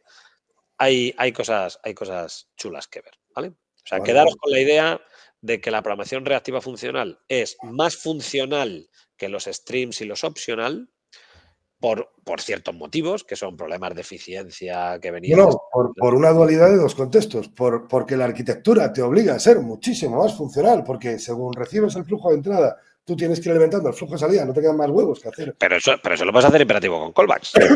Ya, pero este te obliga. No, claro, pero han visto, fíjate, aquí sí, bueno, en el caso de los streams también hay casos de uso muy convenientes de uso de stream en vez de implementarte tú el for con las variables locales y tal, que es un coñazo, ¿vale? Pero es que aquí es como mucho más recomendado porque la alternativa es mucho peor. Quiero decir, tener dos for anidados con dos variables es sobrellevable, pero tener el callback hell, eso es un claro, se mezcla con lo otro y entonces es un imposible. Claro, entonces aquí es como, bueno, ha sido el santo grial, ¿vale? Perdona, y otra cosa, la que se me había olvidado, coméntalo ahora mismo. Los resultados han sido buenísimos. Quiero decir, el bloqueante frente al no bloqueante, tú me enseñaste resultados y era, vamos, una reducción al 10%. Dependiendo del escenario, sí, claro, dependiendo de si tú realmente tienes un alto porcentaje de tiempo de los hilos bloqueados, entonces tienes limitada la escalabilidad y por tanto, con este modelo, esa escalabilidad ya no se limita y tienes la CPU funcionando y puedes atender a muchos más usuarios. Pero depende de tu caso de uso, depende de tu situación, depende de tu escenario. A lo mejor tú no tienes tanto tiempo bloqueados tus hilos y por lo tanto no es interesante. No tengo ni volumen de datos como para plantearme nada, y entonces claro, es ridículo. Dependerá, ¿no? Y es lo que digo, en otros lenguajes de programación esto se resuelve de otra manera, no utilizando la programación funcional. Pero también observamos una cosa muy curiosa. ¿Por qué existen tres librerías de programación reactiva funcional? Que una es claramente... rápidamente voy a leeros el claim de cada una de ellas, o sea, cómo la venden, ¿cómo se dice en español? El argumento de venta, no, pero bueno. ¿Cómo se dice en español? El reclamo, coño, el reclamo. El reclamo. Lo de... Lo de las perdices. Cuando y pone claim. Vamos, si es que estos hablan medio latín, coño. Y vamos a acabar hablando...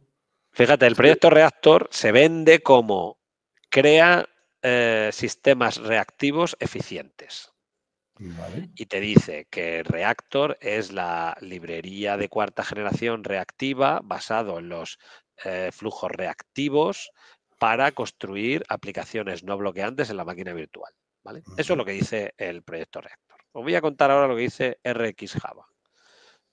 RxJava dice en su página oficial, es que creo que es importante. Bueno, extensiones reactivas por la máquina virtual. Básicamente es una librería para componer programas asíncronos y basados en eventos utilizando secuencias observables. Y usa componer. Pero además se usa componer, no es posible que sea por el operador de composición. Sí, es porque te permite mezclar. Ese es el problema. Si el ejemplo que yo te he dicho de van llegando líneas y las vamos pasando a mayúsculas, ahora imagínate que yo llamo a dos sistemas. Yo llamo a un sistema A y un sistema B. Y el sistema A me devuelve valores y el sistema B me devuelve valores. Pero me va devolviendo valores de vez en cuando. El sistema A me lo devuelve de vez en cuando y el sistema B también. Imagínate que yo quiero sumar el valor, el primer valor del sistema A con el primer valor del sistema B. No es tan difícil, ¿no? Si tú lo pudieras tener todas en memoria, tú llamas al sistema A, te los traes todos, el sistema B, haces un for. Anda, mira, un for. Pero ¿y si los valores esos te llegan cuando te llegan? ¿Y si los quieres procesar en cuanto te llegan? Coño, me trae el A y luego me trae el B y me espero a que estén los dos, pero luego me llega otro del A, pero si el B todavía no termina con el de antes, tal, esto con programación reactiva funcional se hace, claro, sabiéndote el operador, claro, también. Regalado. Se hace regalado si te sabes el operador que lo hace, que sea uno de zip, que te intercala, que, o sea, es alucinante. Esto es alucinante. Pensé que le iban, antes eso le llamaban merge. Sí, pero el zip creo que va uno por uno, el merge, es que claro, es que depende. Hay operadores de mezcla que básicamente los mezcla cuando llegan, entonces se pueden adelantar. Quiero decir, si llegan más rápido dos de uno, si me empiezan a llegar datos de A, proceso los de A, y si me llegan a empezar a llegar los de B, los voy procesando según me van llegando, con el mismo operador, pero en el orden en que llegaron. Pero el zip te los va intercalando. O sea, uno y uno, porque zip es cremallera. O sea... Vale. Sí. Pero fíjate lo que iba a decir, lo que estaba diciendo. Uno dice sistemas reactivos observables, componer, no sé qué. Otro dice crea sistemas eficientes, reactivos, ahí la parte de eficiencia. Y Mutini dice Intuitive Event Driven Reactive Programming. ¿Por qué? Porque han dicho, mira, esto de la programación funcional reactiva está muy bien, pero es que la gente no se entera. Y entonces, fíjate lo que pone en la página web, te dice, entrada-salida no bloqueante, es lo que hemos dicho, perfecto. Hecho para un mundo asíncrono, perfecto, lo que hemos dicho, la escalabilidad, tal. Event Driven, perfecto, lo que hemos dicho, ¿no? Los ejemplos que hemos puesto es llegan cosas de vez en cuando, tal. Y te dice, navegable. ¿Cómo que navegable?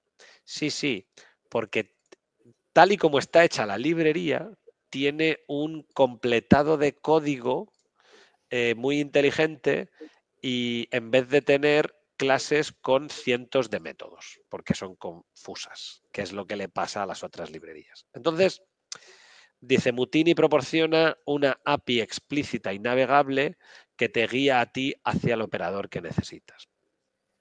Porque uno de los problemas que tiene la programación funcional, y en concreto la programación reactiva funcional, que es la máxima expresión de la programación funcional en Java, es que, claro, todos estos operadores, todas estas operaciones que tú puedes hacer sobre los datos que llegan en una estructura de datos, están todas juntas en la estructura de datos, porque la estructura de datos, la tubería, como decíamos antes, o la caja, es la única cosa con la que tú puedes interactuar. Entonces, claro, si puedes hacer 17.000 cosas con lo que hay dentro de la caja, vas a tener 17.000 métodos si no te lo curras un poquito. Anónimos, pero muchos repetidos. No, para anónimos no, porque tú tienes el map, el filter, el count, el no sé qué, los cual, tal, cual. Quiero decir. Sí, pero le alimentas a cada uno de ellos con funciones anónimas que mogollón de veces están repetidas. Ya, claro, pero buscar dentro de toda ese mare magnum, pues bueno, en fin. ¿Por qué digo esto? Tenemos la máxima expresión de la programación funcional en la máquina virtual de Java con la programación reactiva funcional, la tenemos, ¿vale? Y ya el próximo día podemos hablar un poquito más en detalle y tal de ella y lo repasamos. Pero ¿es la panacea? Hay signos que nos dicen que a lo mejor no es para todo el mundo o no es para todos los casos. Pues Incluso, déjalo en que hay signos. iba a decir, incluso aunque tengas el problema de escalabilidad. Hemos dicho, si yo no tengo un problema de escalabilidad, olvídate de esto. Si yo tengo un problema de escalabilidad, necesito programación asíncrona. Entonces, programación reactiva funcional. Hay alternativas, hay cosas mejorables. No. La dejamos para el próximo día. El próximo día resumimos toda esta parte tuya, ¿vale? Y tenemos preguntas, las vamos a contestar en 10 minutos, en 5 minutos. Ya sé que se ha hecho tarde, pero es que me jode que no atendamos a los chicos y chicas que nos atienden. Ya, pero rápidamente. Sí, dale, 2 minutos. ¿En algún momento Java tendrá sintaxis de async await como C# y TypeScript? No, porque ya lo tiene dentro del lenguaje, lo veremos en la siguiente día. Por lo que expliquéis, parece que el optional sirve un poco para relajar el diseño de contrato en ciertos métodos. Es una señal que habla de la opcionalidad, que si no la tenemos, tiene que estar documentada en algún sitio. Más que relajar es precisar, yo creo. A mí Sí, la precisa, sí, efectivamente, la hace más explícita. ¿Desplazas el problema de sincronización de la memoria a la base de datos? Efectivamente, cuando hacemos sistemas stateless concurrentes, nos hemos quitado muchísimos problemas y se los derivamos a la base de datos. Y la base de datos también los tiene, pero se los tienen más currados. Bueno, claro, son ya los sistemas gestores de base de datos. Claro. Dice Domisec B, efectivamente en web sufrimos esos problemas de concurrencia. Al final yo suelo recomendar tirar de eventos. Suele ser una jodienda, sobre todo para el usuario que lo ha tenido una funcionalidad directa. Si luego se la quitas, no la termina de entender. Se puede solucionar con balanceadores, caché, repartiendo la demanda dependiendo de donde consulte el usuario cómo hace los servicios de AWS, pero en ocasiones se puede externalizar. Bueno, esto es un poco más de arquitectura, no es el foco de la conversación, así que lo dejamos ahí pendiente. Y Xavi Canals nos dice, ¿cómo mola? ¿Y se usa mucho esta tecnología reactiva funcional en las empresas de desarrollo web? Sí, se utiliza mucho porque hasta hace 3 días ha sido la única manera de implementar sistemas escalables para la máquina virtual de Java. Y como la máquina virtual de Java domina mucho entorno enterprise, se ha utilizado muchísimo. Pero, ¿y se ha utilizado con necesidad? Vale, de eso ya hablaremos el próximo día, perdón. Sí. No, es que, a ver, claro, es que es una putada. Si tienes un problema de escalabilidad, lo programas así. Pero, ¿cómo sé a priori que voy a tener un problema de escalabilidad? Entonces, Claro. tampoco me apetece programarlo 7 veces. Entonces, hay veces que ya lo programo así porque preveo tener un problema de escalabilidad aunque no le tenga. Y vale, pero a lo mejor me complica. Vale, ya hablaremos el próximo día. Sí, efectivamente, eso es justo lo que queremos hablar el próximo día. O sea, ya una vez que lo hemos puesto encima de la mesa, ahora ¿es mejor, es peor? ¿Cuándo sí, cuándo no? Vale.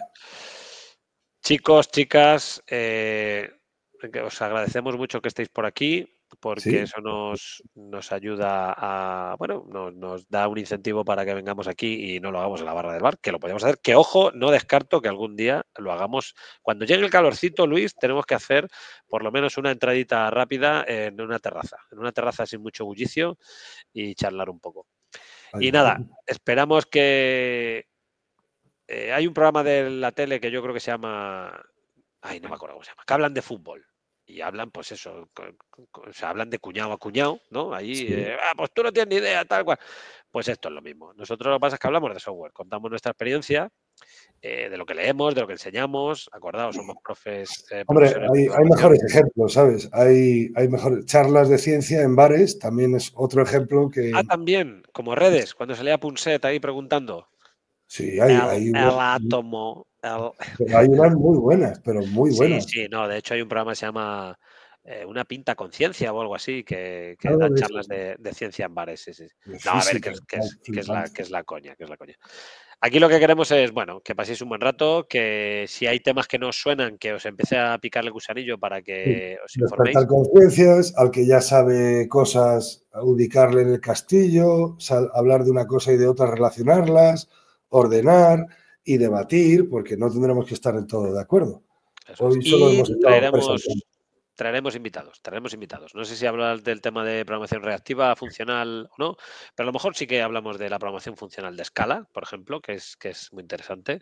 Scala se promulgó como un lenguaje de programación que iba a revolucionar el Java con la mezcla funcional y tal, y al final parece que no, porque Scala es muy potente, pero es muy difícil, y si es muy difícil hay pocos, y si hay pocos son caros, y si son caros no me salen las cuentas, y a lo Es la- mejor no hace falta hacerlo todo de puta madre para ganar dinero, y vale un poquito menos. Bueno, en fin. A mí me parece que es un poco lo mismo que pasó un poco con Ada, que era un lenguaje de ingeniería, pero era muy difícil de aprender. O sea, a la gente le cuesta aprender Java. Entonces, Ada era chungo. Eiffel era un lenguaje de la leche, pero era muy chungo de aprender. Bueno, aparte que la licencia costaba una pasta. Vale, pues nada, un placer, chaval. Luis, Nos veremos. Nos nos vemos el veremos sábado. pronto. Nos veremos pronto, si no antes. Chao, chao. Chao, Adiós. chicos. Chao.